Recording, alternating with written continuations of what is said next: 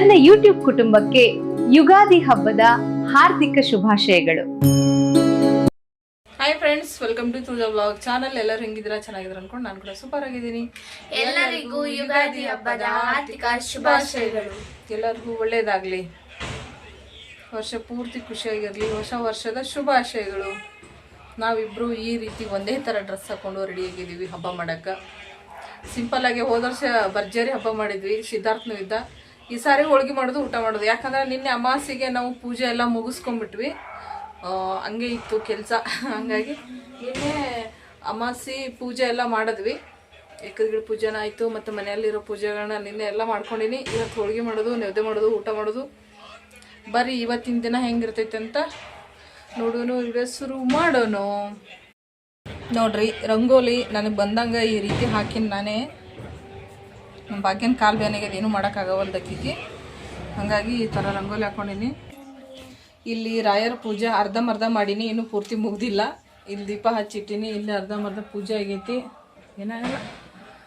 ಇಲ್ಲಿ ಮ್ಯಾಲೆ ಕೂಡ ಅಷ್ಟೇ ಅರ್ಧಂಬರ್ಧ ಪೂಜೆ ಆಗೈತಿ. ಯಾಕಪ್ಪ ಅಂತಂದರೆ ನೈವೇದ್ಯ ಮಾಡಿ ಪೂರ್ತಿ ಇದು ಲಾಭನೆಲ್ಲ ಹಾಕಿದ್ರೆ, ಅಂದರೆ ಧೂಪ ಎಲ್ಲ ಹಾಕಿಬಿಟ್ರೆ ಅವಾಗ ಕಂಪ್ಲೀಟ್ ಆಗ್ತದೆ. ಉದಿನ ಕಡ್ಡಿ ಹಚ್ಚಿನಿ, ದೀಪ ಹಚ್ಚಿರ್ತೀನಿ. ಬರೇ ಎಲ್ಲ ಅರ್ಧ ಅರ್ಧ ನಡೆದ ಕೆಲಸ. ಇಲ್ಲಿ ಚಹಾ ಮಾಡಿಟ್ಟಿನಿ, ಇನ್ನೂ ಕುಡ್ದಿಲ್ಲ.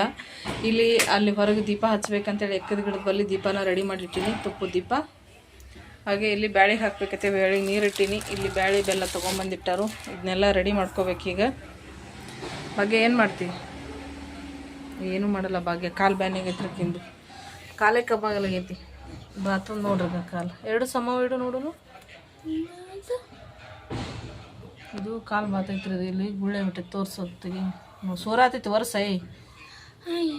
ಹತ್ತಿ ತೊಗೊಂಡು ವರ್ಷ.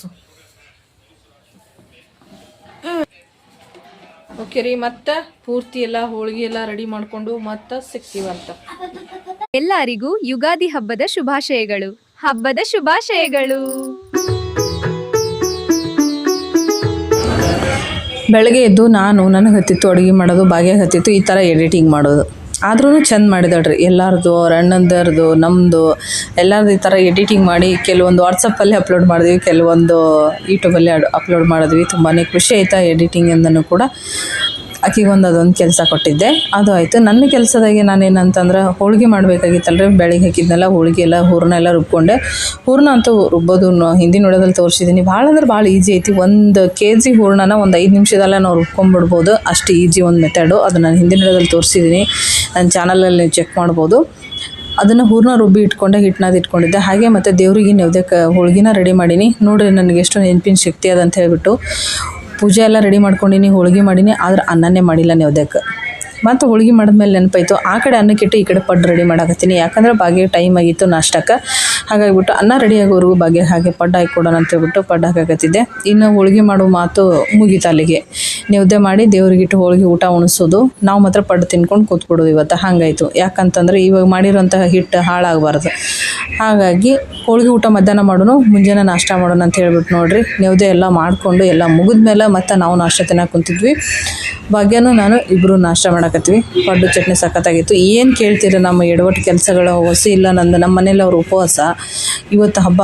ಎಲ್ಲ ನೋಡಿದ್ರೆ ನಾನು ಎಲ್ಲ ಪಾತ್ರೆಗಳನ್ನ ತುಂಬಿ ಸಾಂಬಾರು, ಚಟ್ನಿ, ಪಡ್ಡು ಆ ರೀತಿ ಮಾಡಿ ಇಟ್ಕೊಂಡು ಕೂತ್ಕೊಂಡಿನಿ. ಏನು ಮಾಡೋದು ಹೇಳ್ರಿ, ಏನೂ ಮಾಡೋಕ್ಕಾಗಲ್ಲ ಅಂತ ಹೇಳ್ಬಿಟ್ಟು ಆದಷ್ಟು ತಿಂದ್ಬಿಟ್ಟು ಕೂತ್ಕೊಂಡು ಸ್ವಲ್ಪ ಹೊತ್ತು ಮಧ್ಯಾಹ್ನ ಟೈಮ್ ಪಾಸ್ ಮಾಡಿದ್ವಿ. ಹಬ್ಬ ಅಂದರೆ ಹಾಗೆ ಬೆಳಗ್ಗೆ ಎದ್ದು ರೆಡಿ ಮಾಡಿಕೊಂಡು ಎಲ್ಲ ಸುಸ್ತಾಗಿರ್ತೀವಿ. ಮಧ್ಯಾಹ್ನ ಸ್ವಲ್ಪ ರೆಸ್ಟ್ ಮಾಡೋದು. ಅದಾದಮೇಲೆ ಸಾಯಂಕಾಲ ಇವರು ಬಂದಾದಮೇಲೆ ಬರ್ರಿ ನಮ್ಮ ಮನೆಗೆ ಬೇವು ಕೊಡೋಕಂತಂದ್ರೆ ಅವ್ರ ಜೊತೆ ಸ್ವಲ್ಪ ಹೊತ್ತು ನಮ್ಮ ಮನ್ಯಾಗ ಒಂದು ತಾಸು ಟೈಮ್ ಪಾಸ್ ಮಾಡಿದೆ. ಅವ್ರು ಬಂದಮೇಲೆ ಅವ್ನ ಜೊತೆ ಆಟ ಆಡಿಕೊಂಡು ಅದಾದಮೇಲೆ ಮತ್ತೆ ರೆಡಿಯಾಗಿ ಅವ್ರ ಮನೆಗೆ ಹೊಂಟೀವಿ ಬೇವು ಕುಡಿಯೋಕೆ. ನಾವು ಊರಾಗಿದ್ದಾಗ ಗಂಡನ ಮನ್ಯಾಗ ಬೇವು ಅನ್ನೋದು ತುಂಬ ಅದ್ಭುತ ರೀ. ಅಲ್ಲಿ ನಮ್ಮೂರಾಗ ಗಂಡನ ಮನ್ಯಾಗ ಏನಂದ್ರೆ ಭಾಳ ಬೇವು ಮಾಡ್ತಾರೆ. ಅಲ್ಲಿ ಯುಗಾದಿ ಹಬ್ಬದ ದಿನ ಎಲ್ಲರ ಮನ್ಯಾಗೂ ಬೇವು ಇರ್ತೈತಿ. ಅವ್ರ ಮನೆಗೆ ಇವ್ರನ್ನ ಕರೆಯೋದು, ಇವ್ರ ಮನೆಗೆ ಅವ್ರಿಗೆ ಕರೆಯೋಣ, ಆ ಥರ ಕರೆದು ಬೇವನ್ನ ಕುಡಿಯೋದು. ಅವತ್ತಿನ ದಿನ ಹೋಳಿಗೆ ಊಟದಕ್ಕಿಂತ ಬೇವು ಕುಡಿಯೋದೇ ಜಾಸ್ತಿ ಆಗಿರ್ತೈತಿ. ಹಾಗಾಗಿ ಅದು ನನಗೆ ಭಾಳ ನೆನಪಾಗ್ತದೆ ಯುಗಾದಿ ಹಬ್ಬ ಬಂದ ತಕ್ಷಣ. ಯಾಕಂದ್ರೆ ಬೇವು ಅಂದ್ರೆ ನನಗೇನು ಗೊತ್ತಿಲ್ಲ ರೀ, ಭಾಳ ಇಷ್ಟ ಅಂತ ಕುಡಿಯೋಕೆ ಭಾಳ ರುಚಿಯಾಗಿರ್ತೈತಿ. ಅದೇ ನಾವು ಬೇರೆ ಟೈಮ್ದಾಗ ಮಾಡಿ ಕುಡಿದ್ರು ಕೂಡ ಅದು ಅಷ್ಟು ಟೇಸ್ಟ್ ಬರೋಲ್ಲ, ಅಷ್ಟು ರುಚಿ ಹತ್ತಂಗಿಲ್ಲ. ಆದ್ರೆ ಆ ಯುಗಾದಿ ಹಬ್ಬದ ದಿನ ನೀವು ಬರೀ ಸಕ್ಕರೆ ನೀರು ಕುಡಿದ್ರೂ ಬೇವು ಅಂತ ಹೇಳ್ಬಿಟ್ಟು ಅಷ್ಟು ರುಚಿ ಇರ್ತೈತಿ. ನಿಜಕ್ಕೂ ನನಗೆ ಭಾಳ ಅಂದ್ರೆ ಭಾಳ ಖುಷಿ ಅದು ಕುಡಿಯೋಕೆ. ಹಾಗೆ ಮನಸ್ಸಲ್ಲಿ ಅಂದ್ಕೊಂಡು ಕೂತ್ಕೊಂಡಿದ್ದೆ ಮುಂಜಾನೆ ಹಿಡಿದು ಯಾರಾದರೂ ಬೇವು ಕುಡಿಯೋಕೆ ಕರೀತಾರ ಅಂತ ಹೇಳ್ಬಿಟ್ಟು. ಅದರಲ್ಲಿ ಮೊನ್ನೆ ಶೈಲಜಾ ಅಕ್ಕ ಅವರು ಬೇವು ಮಾಡಿದ್ರಿ. ಅವ್ರು ಬೇವು ಮಾಡಿರೋದು ನೋಡಿ ನನಗೆ ಬಾಯಾಗ ನೀರೇ ಬಂದುಬಿಟ್ಟಿತ್ತು. ಅವ್ರ ಮನೆಗೆ ಏನಾದರೂ ಯಾಕಂದ್ರೆ ಅವ್ರು ಕರೀತೀನಿ ಅವ್ರ ಮನೆಗೆ ನಾನು ಏನಾದರೂ ಹೋಗಿಬಿಡ್ಲಾ ಅನ್ನೋಷ್ಟು ಆಗ್ತಾಯಿತ್ತು ನನಗೆ ಬೇವು ಕುಡಿಯೋಕ್ಕೆ. ಯಾಕಂದ್ರೆ ಅವ್ರು ತುಂಬ ಚೆನ್ನಾಗಿ ಮಾಡಿದರು. ಅವ್ರ ಮನೆಗೆ ಹೋಗ್ಬಿಡ್ಲಾ ಅಂತ ಮನಸ್ಸಲ್ಲಿ ಅಂದ್ಕೊಂಡಿದ್ದೆ. ಅಷ್ಟರಲ್ಲೇ ಇವರೇ ಕರೆದ್ಬಿಟ್ರು. ನೋಡಿರಿ, ನನ್ನ ಒಂದು ಮನಸ್ಸಿನ ಮಾತು ಭಗವಂತನ ಕೇಳಿಸ್ಬಿಟ್ಟು ಇವರು ನಮ್ಮ ಮನೆಗೆ ಕಳಿಸ್ಬಿಟ್ರು ಕರೆಯೋಕ್ಕೆ. ಹಂಗಾಗಿ ತುಂಬಾ ಖುಷಿ ಆಯಿತು. ಪ್ರತಿಯೊಂದು ವಿಚಾರದಲ್ಲಿ ನಾನು ದೇವ್ರನ್ನ ಯಾಕೆ ತೊಗೋತೀನಿ ಅಂತಂದರೆ, ನಾನು ದೇವ್ರನ್ನ ತುಂಬ ನಂಬ್ತೀನಿ. ಪ್ರತಿಯೊಂದು ನನ್ನ ಮನಸ್ಸಲ್ಲಿ ಇರೋದು ಆಗ್ಬಿಟ್ರೆ ನನಗೆ ತುಂಬಾ ಖುಷಿ ಆಗ್ಬಿಡ್ತೈತಿ. ಹಂಗಾಗ್ಬಿಟ್ಟು ಆದರೆ ಇತ್ತೀಚೆಗೆ ನನ್ನ ಮನಸ್ಸಲ್ಲಿ ಅಂದ್ಕೊಳ್ಳೋದೆಲ್ಲ ನಡೆಯಕತ್ತಂದ್ರೆ ಇನ್ನೂ ಜಾಸ್ತಿ ಖುಷಿ ಆಗ್ತೈತಿ ನನಗೆ. ಹಂಗಾಗ್ಬಿಟ್ಟು ಇವ್ರ ಮನೆಗೆ ಬಂದ್ವಿ. ಅವ್ರು ಬೇವು ರೆಡಿ ಮಾಡಾಕತ್ತಿದ್ರು. ಮೊದಲೇ ಮಾಡಿ ಇಟ್ಟಿನಿ ಅಂದ್ರೆ ಸರಿ ಹೋಗೋದಿಲ್ಲವ, ನೀನು ಬಂದಮೇಲೆ ಮಾಡ್ಬೇಕಂತ ಬಿಟ್ಟಿನಿ ಅಂತ ಹೇಳ್ಬಿಟ್ಟು ಮಾಡಿದ್ರು. ಬೇವು ಅಂದರೂ ಭಾರಿ ಮಸ್ತ್ ಮಾಡಿದ್ರಿ. ಭಾಳ ಖುಷಿ ಆಯಿತು ನನಗೂ ಕೂಡ ಬೇವು ಕುಡಿದು. ಇವನ ಜೊತೆ ಸ್ವಲ್ಪ ಆಟ ನಡೆದೈತೆ ನೋಡ್ರಿ. ಇವನು ಆ ಪಿಟಿಲ್ಲ ಟ್ಯೂ ಅಂತ ಬಾರಿಸ್ಕೊಂಡು ಆಟ ಆಡ್ಕೊಂಡಿದ್ದ. ನನಗೂ ಸ್ವಲ್ಪ ಕೊಡು, ನಾನು ಬಾರಿಸ್ತೀನಿ ಅಂದರೆ ನನಗೆ ಕೊಡಲ್ಲ, ಅವನೇ ಆಟ ಆಡಬೇಕು. ಆ ರೀತಿ ಅವನ ಜೊತೆಗೆ ಸ್ವಲ್ಪ ಆಟ ಆಡ್ಕೊಂಡು ಅಲ್ಲೇ ಟೈಮ್ ಪಾಸ್ ಮಾಡಿದ್ವಿ. ನೋಡಿರಿ ಅವನ ಆಟ ನೋಡ್ರಿ ಹೆಂಗೈತೆ. ನೀವೇನೇ ಹೇಳ್ರಿ, ಚಿಕ್ಕ ಮಕ್ಕಳು ಆಡೋನು ಆಟ ನೋಡೋದೇ ಒಂದು ಖುಷಿ. ಮನೇಲಿ ಮಕ್ಕಳಿದ್ರೆ ಅದು ಒಂಥರ ಬೇರೆಯೇ ಖುಷಿ. ನನಗಂತೂ ಸಿಕ್ಕಾಪಟ್ಟೆ ಖುಷಿ ಆಯಿತು.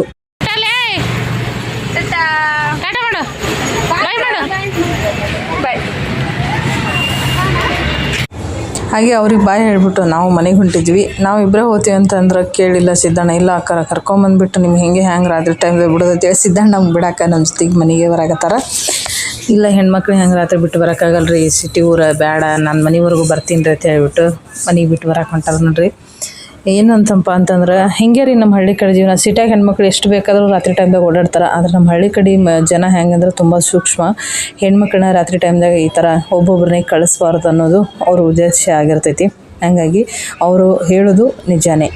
ಸರಿ ಆಯ್ತಪ್ಪ ಅಂತ ಹೇಳ್ಬಿಟ್ಟು ಮನೆಗೆ ಹೊಂಟಿದ್ದೇವೆ ನೋಡ್ರಿ. ಇವತ್ತಿನ ವಿಡಿಯೋ ಇಷ್ಟ ಆಗಿತ್ತು, ನಿಮಗೂ ಕೂಡ ಇಷ್ಟ ಆಗಿದೆ ಅನ್ಕೋತೀನಿ. ಇಷ್ಟ ಆದರೆ ಲೈಕ್ ಮಾಡಿ, ಶೇರ್ ಮಾಡಿ, ಕಮೆಂಟ್ ಮಾಡಿ. ಹಾಗೆ ನಮ್ಮ ಚಾನಲ್ ಇನ್ನೂ ಯಾರೆಲ್ಲ ಸಬ್ಸ್ಕ್ರೈಬ್ ಮಾಡ್ಕೊಂಡಿಲ್ಲ ಪ್ಲೀಸ್ ಚಾನಲ್ನ ಸಬ್ಸ್ಕ್ರೈಬ್ ಮಾಡಿಕೊಂಡು ಸಪೋರ್ಟ್ ಮಾಡಿ ಅಂತ ಕೇಳ್ತಾ ಮತ್ತೆ ಸಿಗೋಣ ಫ್ರೆಂಡ್ಸ್ ನೆಕ್ಸ್ಟ್ ವಿಡಿಯೋದೊಳಗೆ. ನಮಸ್ಕಾರ ಎಲ್ಲರಿಗೂ.